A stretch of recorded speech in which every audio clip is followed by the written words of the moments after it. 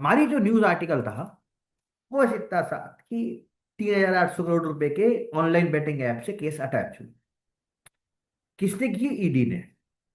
ED ने किए। ED दो ही चीजों के अंदर एक्शन ले सकती है। अगर आपको याद नहीं होगा तो मैं याद करा दूं। दो ही चीजें हैं जिसके अंदर ईडी एक्शन लेती है। Either prevention of money laundering act, sorry, और फॉरेन एक्सचेंज एक्ट। दो ही के अंदर ये एक्शन लेते हैं। ठीक है। तो चल जा भाई, क्या हो गया इसे? अरे बार बार स्क्रीन शेयर कर रहा हूँ ना, तो मुझे लग रहा है ये थोड़ा सा वो मार रहा है, लैग मार रहा है। ये भी सोच रहा होगा कि क्या चल रहा है ये। चलो, तो जो अपनी ईडी है उसके बारे में फटाफट चीजें देख लो। डोमेस्टिक लॉ इन्फोर्समेंट एजेंसी, पहले इसका नाम एनफोर्समेंट यूनिट था। फेरा के अंदर काम करती है, बाद में नाम ईडी हो गया। मिनिस्ट्री ऑफ फाइनेंस के अंदर काम करती है।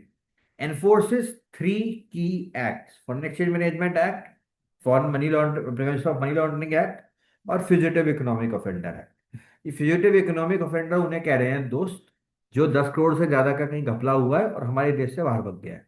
ठीक है।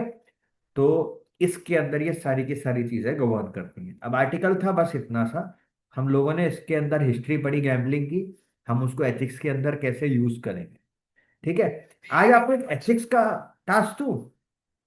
Let us generate a ethical case study and let us solve it around gambling. मजा आएगा। आज डिफरेंट काइंड ऑफ चीजें चल रही है तो मजा आएगा। केस सुनो, बनाते हैं। तुम एक डिस्ट्रिक्ट मजिस्ट्रेट, तुम एक डीएम हो, वहां पर जहां पर गवर्नमेंट ने लीगली परमिट किया हुआ है कैसीनो को, to promote tourism and generate. Goa. Goa में तुम लग गए डीएम। ठीक है। और तुम्हें पता, तो यहाँ से मैक्सिमम टूरिज्म इसी के लिए आ रहा है, मस्त पैसा वैसा आ रहा है। आपने ये देखा कि जो कैसीनो है, it have significantly increased tourism, employment and tax collection. बहुत अच्छी बात है। जो लोकल रेजिडेंट्स हैं वो भी अपना लाइवलीहुड यहीं से अर्न कर रहे हैं। हाउएवर, पुलिस रिकॉर्ड के अंदर गैम्बलिंग एडिक्शन भी बढ़ रहा है, फैमिली डिस्प्यूट बढ़ रहे हैं, डोमेस्टिक वायलेंस बढ़ रहे हैं, इनडेटनेस बढ़ रहा है, और आपके एरिया में जितने सुसाइड हो रहे हैं वो गैम्बलिंग की वजह से हो रहे हैं। ठीक। अब आप बहुत सारी एनजीओस की एक डिमांड सुन रहे हो कि भाई बैन लगाया जाए इन चीजों। At the same time worker union और बिजनेस एसोसिएशन कह रहे हैं कि भाई बैन अगर लग जाएगा तो लाइवलीहुड खराब हो जाएगा, स्टेट का रेवेन्यू डूब जाएगा। तो एज अ डिस्ट्रिक्ट मजिस्ट्रेट आपको स्टेट गवर्नमेंट को अपनी रिकमेंडेशन सबमिट करनी है। ठीक। करो, अब करो रिकमेंडेशन सबमिट। अब देखो, हमेशा ऐसे केसेस में पहले हम एथिकल इश्यूज समझते हैं। What are the issue? Issue is individual liberty versus state paternalism. जब स्टेट डोमेस्टिक वायलेंस और गैम्बलिंग, तुम ये गैम्बलिंग मत करो, शराब मत पियो, बाहर घूमने मत जाओ, इंटरनेट मत चलाओ, जब स्टेट ये सारी चीजें करती है तो हम बोलते हैं उसे स्टेट पैटर्नलिज्म। स्टेट बाप बनने की कोशिश कर रही है ना, स्टेट पैटर्नलिज्म। दूसरी तरफ इंडिविजुअल लिबर्टी और economic development versus social justice.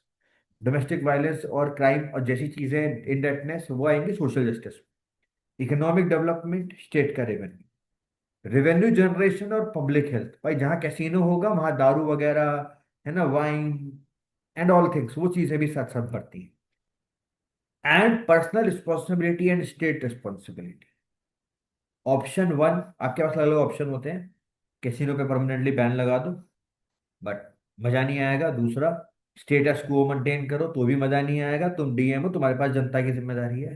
तीसरा, रेगुलेट डोंट प्रोहिबिट। लाइसेंसिंग लेकर आओ, एज वेरिफिकेशन करो, स्पेंडिंग और टाइम लिमिट लगा दूं कि आप आज के दिन में मैक्सिमम इतने ही पैसे खर्च कर सकते हो। गैम्बलिंग को लेकर वार्निंग दो, ठीक है। Share of casino tax revenue to rehabilitation और अवेयरनेस एक्टिविटीज में डाल सकते हो। और जो भी गलत तरीके से बेटिंग करा रहे हैं या मनी लॉन्ड्रिंग कर रहे हैं उनके खिलाफ एक्शन लो। सर्विलेंस लगा सकते हैं, बिल्कुल सही बात है ना। Third is best. आज आपने एक एथिकल स्टडी सीखी, गैम्बलिंग क्या था, ठीक है, मजा आया, मजा आया, लर्निंग इंप्रूव हुई। देखो, न्यूज़पेपर पढ़ाने के ना बहुत सारे तरीके होते हैं।